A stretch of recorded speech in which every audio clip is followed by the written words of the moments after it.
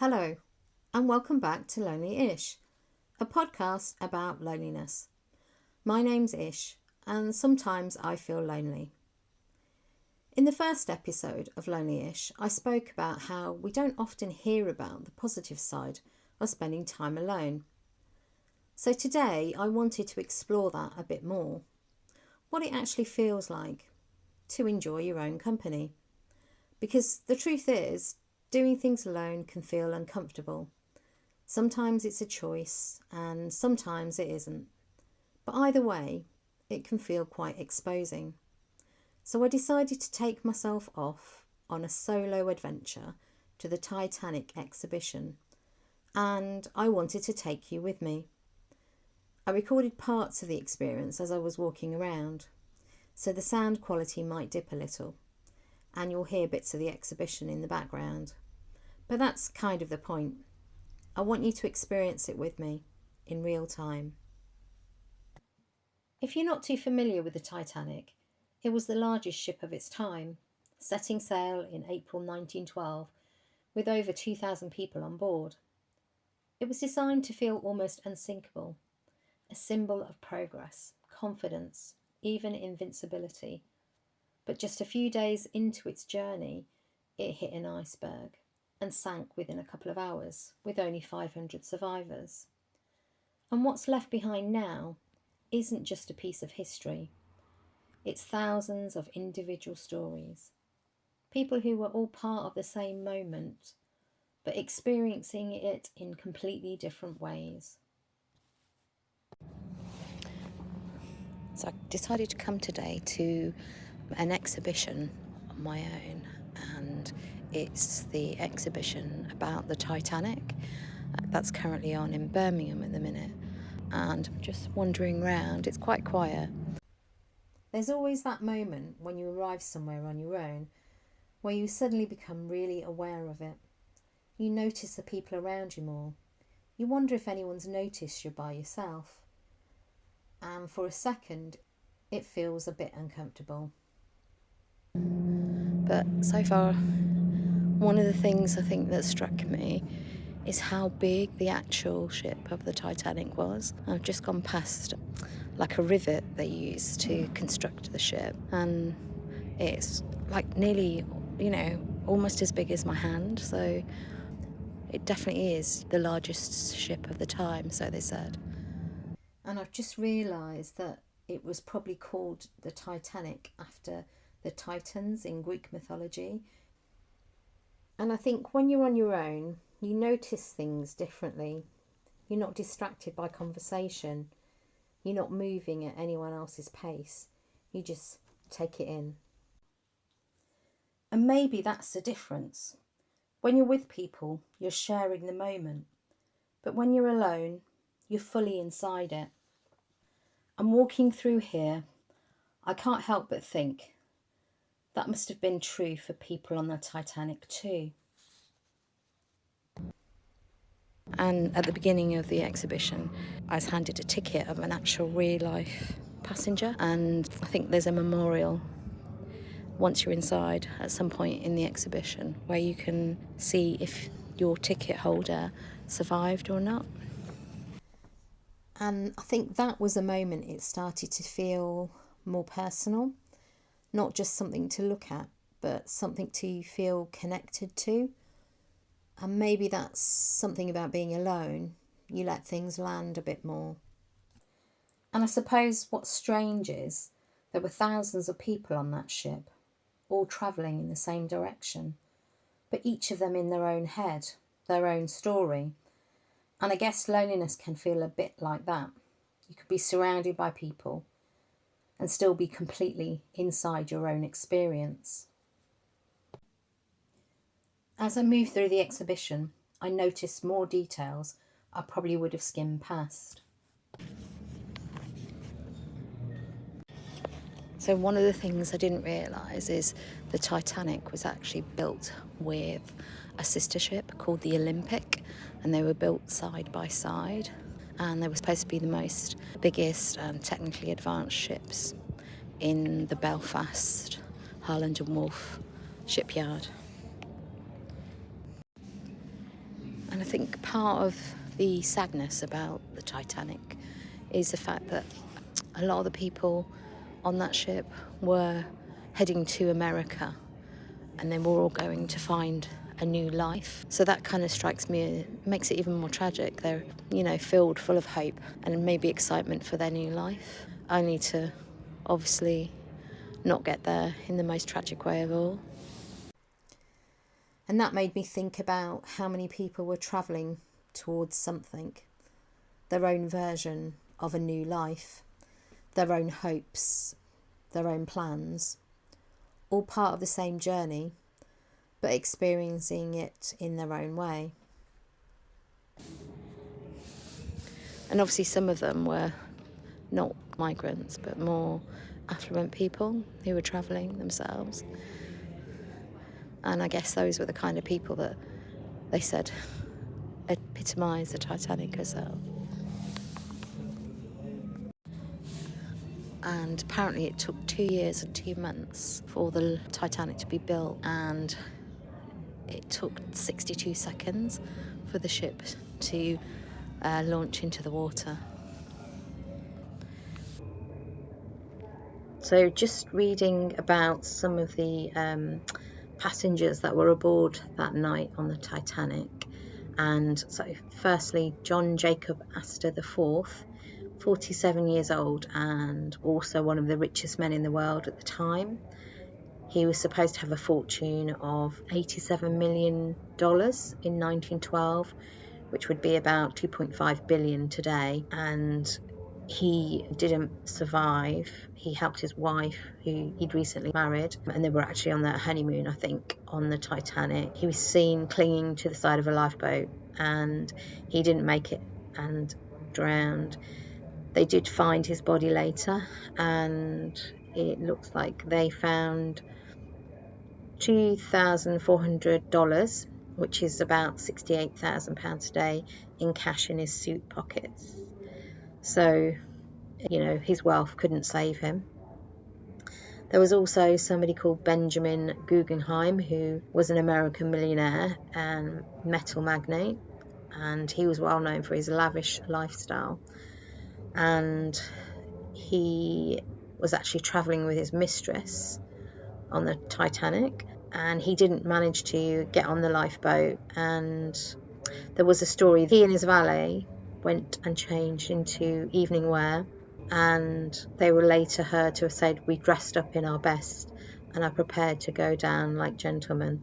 The last known sighting of them was them sitting in their deck chairs, sharing brandy and cigars as the Titanic slipped beneath the waves. Another passenger that we probably will have heard of, somebody called Margaret Brown. She was the unsinkable Molly Brown. So she was a 44-year-old wealthy socialite from America and was taking a trip because her grandson had fallen ill to the United States.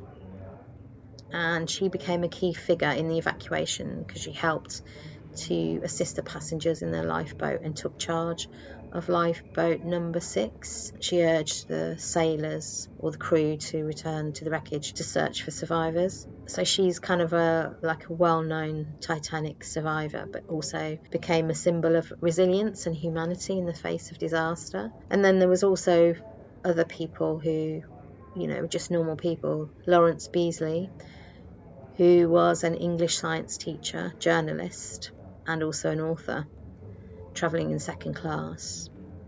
He survived by climbing into lifeboat 13 before it was lowered. Yeah, so he was just a normal person. And also, Sidney Leslie Goodwin was actually a 19-month-old boy, and his body was found floating on the ocean's surface days after the Titanic sank. And people didn't know who he was, and it was only later from DNA testing in 2007 his identity was known. And it seems like the entire Goodwin family perished that night, and only Sidney's body was recovered. I think that one was quite hard to just process, really. I think the image in your mind that when you read about poor Sidney, and that he was probably on his own and really scared. Yeah, that was quite hard to read about him. And standing there reading these stories on my own, I found myself thinking they were all part of the same moment, the same night, but their experiences of it must have been completely different. Some were with people they loved, some were surrounded by strangers, some maybe feeling very alone. Next part of the exhibition is I'm boarding, as if I'm boarding onto the actual Titanic. There's wooden panels and doors. And for a second, you can imagine it, surrounded by people, movement, voices, and yet still just you and your own thoughts.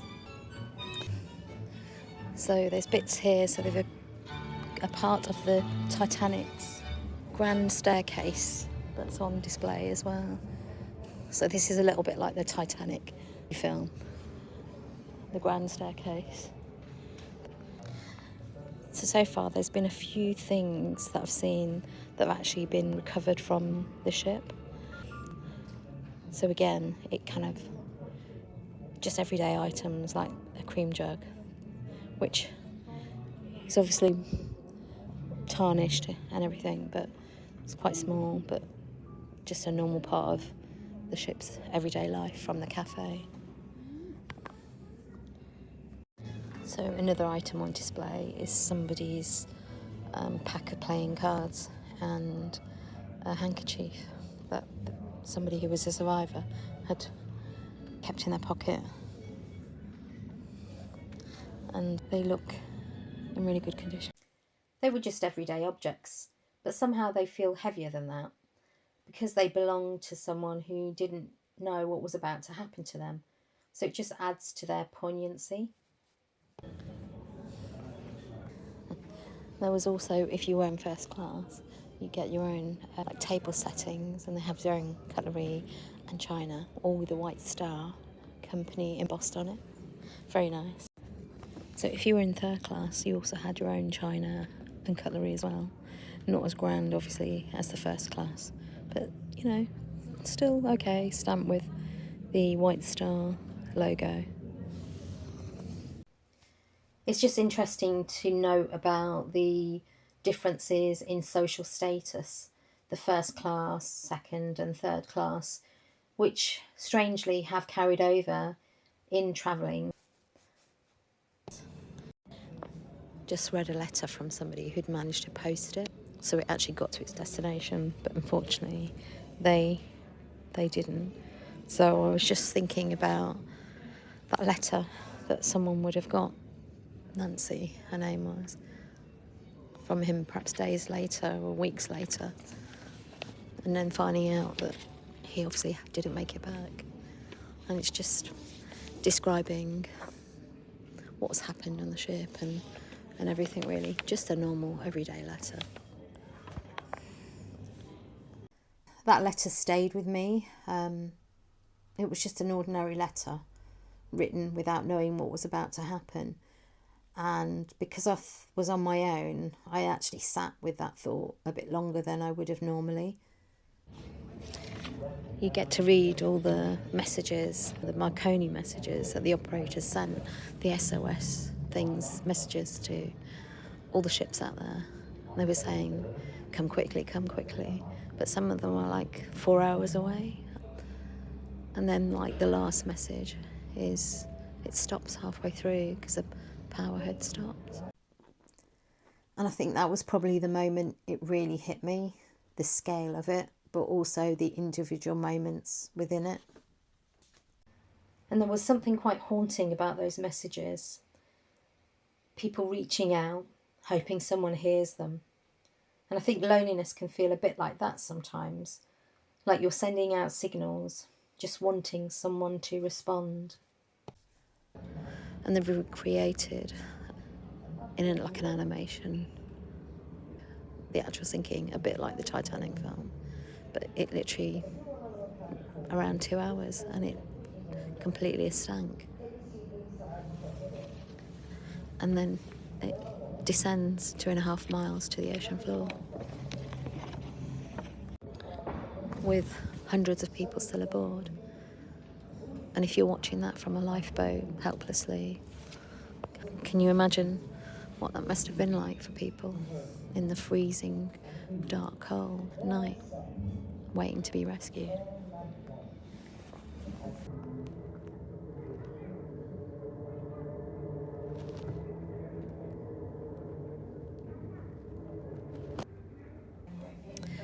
So just watched some, I suppose they're first-hand accounts of people who survived and their kind of journey into the lifeboats and what they saw that night.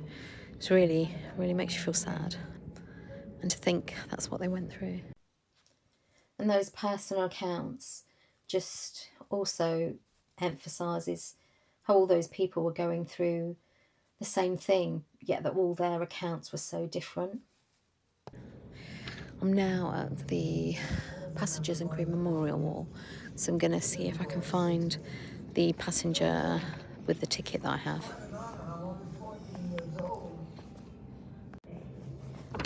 So my passenger was called Mrs. Beth Waldo Allison, and she was a first-class passenger and died with, I think, most of her family, and it looks like one member of her family survived.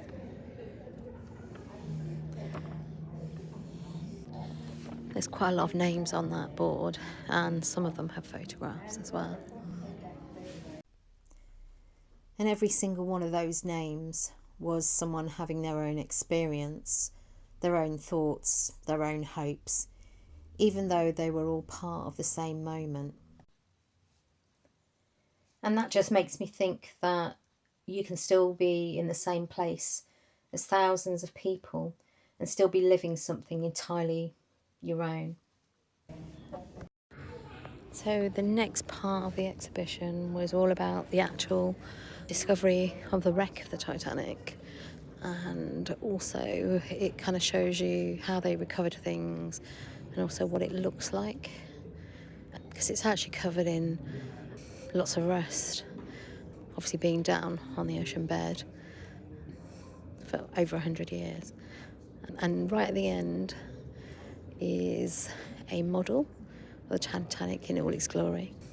And I think the thing about this is they only saved 500 people and 1,500 people died. So that's the tragedy of the whole thing, that it sank on its maiden voyage and so many people died. Some people found lifeboats, some didn't. And I don't know, it made me think about connection in real life too. Sometimes you find it. Sometimes you're still searching for your way back.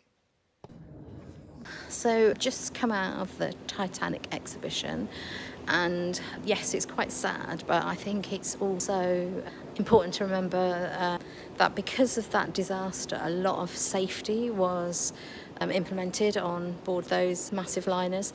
So from it, some good did come, like ensuring lifeboats were supplied for all the passengers, and also some of the other safety features on boats.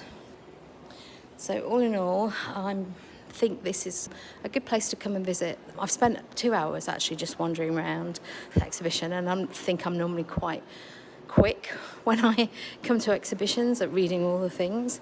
So I'm surprised it's taken me 2 hours. I think that was the thing. I just spent 2 hours wandering around, getting immersed in it, and you don't feel like you're on your own. But I'd say some of the stuff is very interactive. There's a mixture of artefacts and a mixture of reading. Some artefacts from the original ship or sister ships, I think.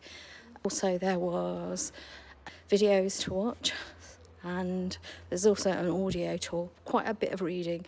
But if you don't like reading, you could get the audio tour, and that would narrate the descriptions of things.